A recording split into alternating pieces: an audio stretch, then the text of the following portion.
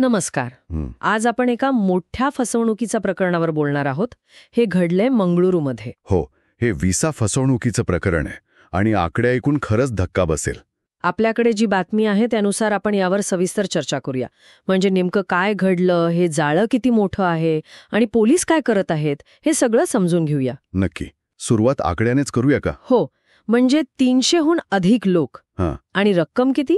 जवळपास 4.5 कोटी रुपये. परदेशात नोकरीचं खोटं आमिष दाखवून एवढ्या लोकांना गंडवलंय. 4.5 कोटी खूप मोठी रक्कम आहे. आणि हे सगळं एका कंपनीच्या नावाखाली झालंय, बरोबर? Higher glow elegant overseas international private limited असं काहीतरी नाव आहे तिचं. हो, याच कंपनीवर आरोप आहेत.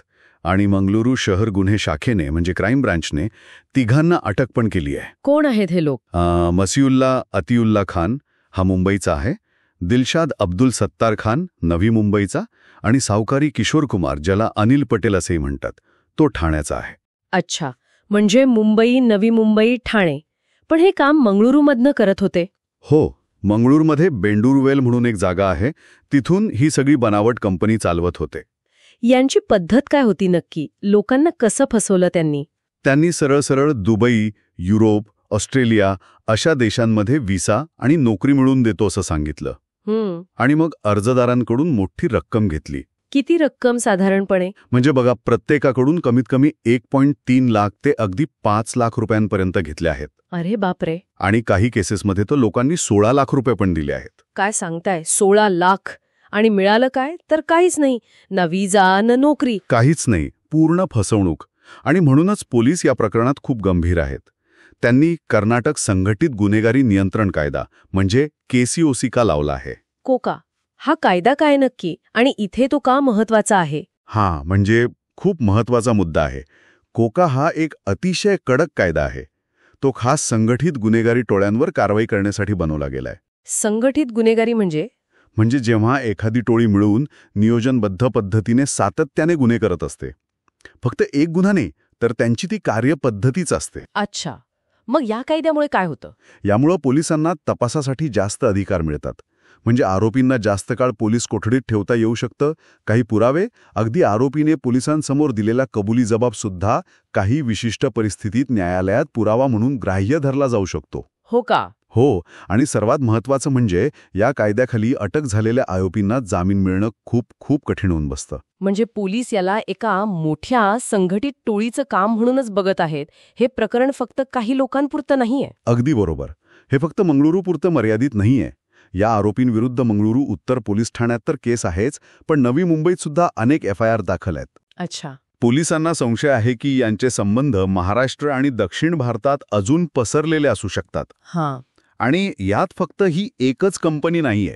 झेड झोन कन्सल्टन्सी आणि द लेजंड IILTS अशा काही विनापरवाना म्हणजे लायसन्स नसलेल्या एजन्सींचा पण सहभाग उघड झालाय. त्या सुद्धा लोकांकडून पैसे घेत होत्या. म्हणजे हे एक मोठं रॅकेट आहे. आणि असंही ऐकलं होतं की यातल्या एकाला आधी पण अटक झाली होती. हो, ते बरोबर आहे. याच वर्षी मे महिन्यात यातला जो खान नावाचा आरोपी आहे ना, मसिउल्ला खान, त्याला दुसऱ्या एका फसवणूक प्रकरणात अटक झाली होती. अच्छा. ते प्रकरण जवळपास 1.8 कोटी रुपयांचं होतं. यावरूनच कळतं की ही टोळी किती नियोजनबद्ध आणि किती मोठ्या प्रमाणावर काम करत होती. खरंच अंगावर काटा आणणार आहे हे सगळं. ज्या लोकांनी इतके कष्टाचे पैसे गमावलेत त्यांचं काय होणार आता? साहजिक आहे, ज्यांची फसवणूक झाली आहे ते लोक आता मागणी करत आहेत की या प्रकरणाची उच्चस्तरीय चौकशी व्हावी आणि कायदेशीर प्रक्रिया लवकर पूर्ण व्हावी. भारतीय न्यायसंहितेच्या कलमांखाली गुन्हे तर दाखल आहेतच, पण हा जो कोका कायदा लावला आहे ना, त्यामुळे अशा संघटित गुन्हेगारी करणाऱ्या टोळ्यांना एक खूप कडक संदेश जातो. म्हणजे भविष्यात अशा घटनांना आळा बसेल अशी आशा आहे. हो, नक्कीच. आणि ही जी गरज आहे लोकांची परदेशात जाऊन चांगलं आयुष्य जगण्याची, त्याचा गैरफायदा घेणाऱ्यांना कायद्याचा धाक वाटायला हवा. तर आज आपण मंगळुरूमधील या मोठ्या व्हिसा फसवणूक रॅकेटबद्दल चर्चा केली. 300 पेक्षा जास्त लोक आणि जवळपास 4.5 कोटी रुपयांची फसवणूक. हो, आणि यात महत्त्वाचे मुद्दे म्हणजे कोकासारख्या कायद्याचा वापर, फसवणुकीचं मोठं जाळं आणि हे कसं संघटित गुन्हेगारीचं उदाहरण आहे हे आपण पाहिलं. यातून हेही दिसतं की परदेशात नोकरी सोडणाऱ्या लोकांची गरज किती मोठी आहे आणि त्यांची फसवणूक होण्याची शक्यता किती जास्त आहे. बरोबर. कायदा आपलं काम करतो हे नक्की, पण एक विचार मनात येतोच. भविष्यात असे प्रकार थांबवण्यासाठी फक्त कायदे कडक करणं पुरेसं आहे का? हा महत्वाचा प्रश्न आहे. कायद्याबरोबरच लोकांमध्ये जागरूकता वाढवणं पण तितकंच गरजेचं आहे. हो ना, कारण लोक जागरूक असतील तर अशा भूलथापांना बळी पडणार नाहीत.